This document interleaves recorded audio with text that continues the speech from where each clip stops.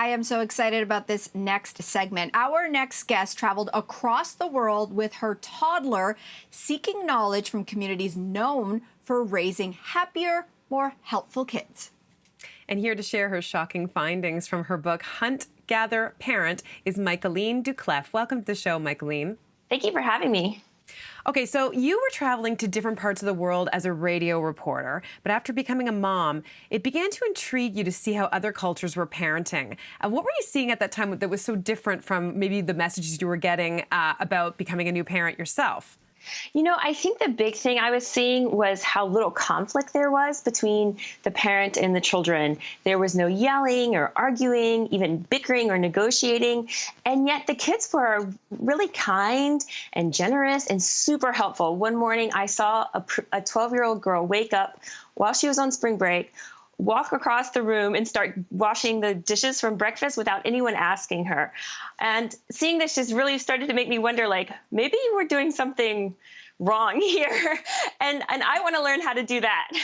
Yeah, exactly. Okay, so let's start to dive into that a little bit, because you're saying that, you know, maybe the Western parenting model isn't working so well, because I don't know how many kids so quickly and easily do something like get up and wash the dishes without being asked. So what is it that you think, you know, we may be doing wrong here and could do better? So I think one of the big things that is different is that praise. So here in the West, we really lavish kids with an enormous amount of praise, kind of constantly.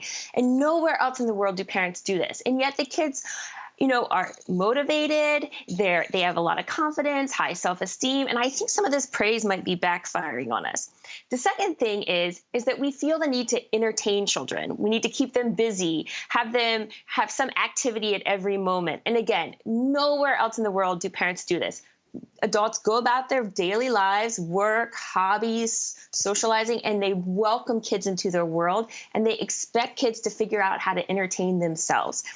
The last thing is arguing. We argue with our children way too much, and parents, and really every other culture, never argue with their children. Interesting. Okay. So this, you know, entire journey in parenting and examining parenting in different parts of the world, it was inspired by your own challenges with your daughter, Rosie. If you can share with us a little bit, describe her behavior before embarking on this global journey. What a great photo. Yeah, Rosie is a smart kid, courageous kid, but she is also has a hot temper. She's strong-willed and persistent. And when she was a toddler, she started having all these tantrums, like 1 or 2 a day. And I had no idea what to do with them. I'd read books, I'd read blogs, and everything I seemed to do seemed to make things worse. You know, I would try to help her, I would hug her, and she would like slap me across the face or even bite me. And I kind of gave up a little bit. I was like, you know, we were just kind of deadlocked in power struggles, and I really didn't know what to do. I was lost. Okay, so what did you do?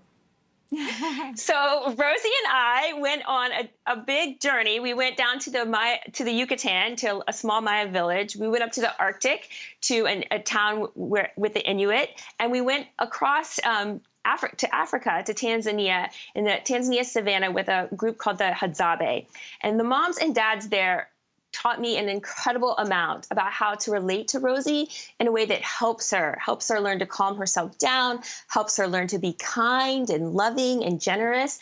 And they just basically taught me how to parent in a way that's less exhausting, but so much more effective. One of the things that you did also unearth in this book, and you kind of touched on it before, but I personally really want to know the answer to, you learned about how kids become more helpful. As a parent of a child who is consistently throwing his clothes, you know, wherever he wants when he gets home, I need your help on how to make him more helpful. Yeah, so this was huge. So one of the big things you can do is always welcome a child when they want to help. So a lot of times we think children want to play, right? So if we're doing the laundry and a child comes over and starts throwing the clothes around, you know, we think, oh, the child just wants to make a mess. They just want to play. But a lot of parents would say, oh, the child wants to help. They just don't know how yet. And so the parent will say, come help me with the laundry. Let me show you how to do it. Here, take these clothes and put them in the drawer. So anytime a child shows interest in helping, never shoo them away. The second thing is get them involved in everything you're doing. Don't wait to do the chores when the kid is sleeping or they're at school. Do them when they are around. Make that the activity and say, come over and help me. And then give them a tiny, tiny task to do, like put this book away, put the plate on the table. These very small tasks that are real allow a child to contribute and help, but also teach the child to cooperate with you and be helpful in general. Learn how to work together as a team.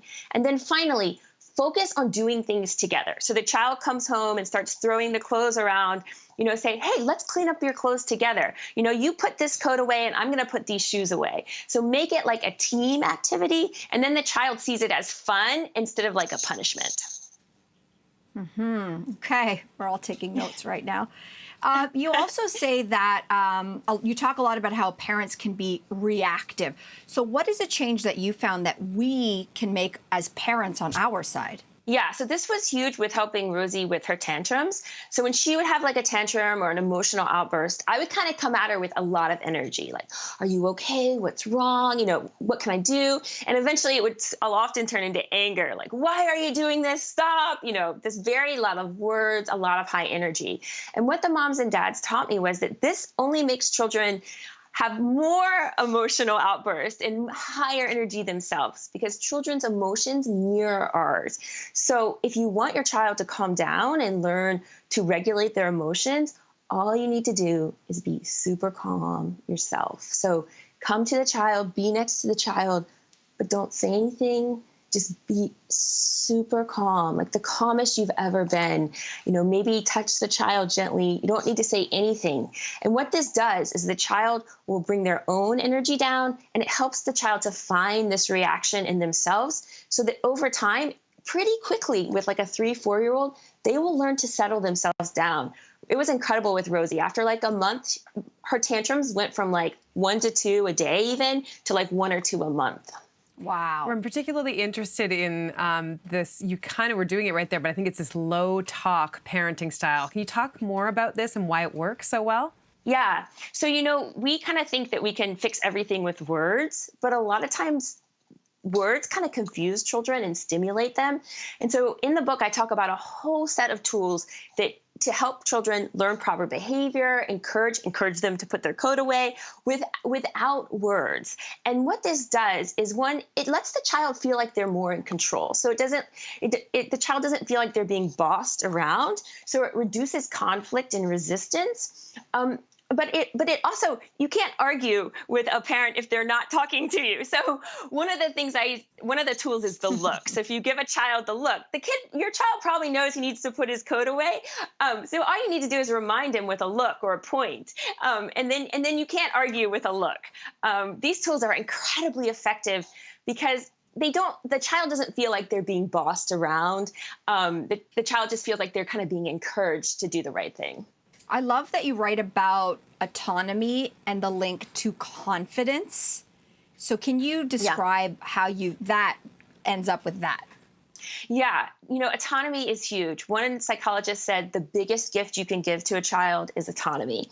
So autonomy is the right to make your own decisions, to feel like you're in charge of your own choices. And what this does is, one, it models to the kid that, hey, mom and dad have confidence in me. They feel like I can do the right thing.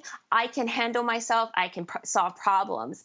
It also lets the child practice self-sufficiency. It lets the child practice, trying something, problem solving. And over time, this builds confidence and self-sufficiency. Now, on the other side, if you're bossing kids around and telling them what to do a lot so they don't have autonomy, again, you're modeling dependency. You're saying, mom and dad, don't have confidence in me. They think that I can't do it myself. And the child is practicing dependency. So over time, the child feels less self-sufficient, less confidence. And a lot of research shows that with lack of autonomy, you increase the risk of kids having depression and anxiety. So the more you can do to let the child feel like they're making their own decisions, less instruction, less let's structure time. Let the child figure out what he or she wants to do for 3 or 4 hours every day. This will build up the child's resiliency, confidence, and self-sufficiency. Oh my gosh, such positive parenting tips here, Michaeleen. This has been a fascinating discussion. Thank you so much for joining us.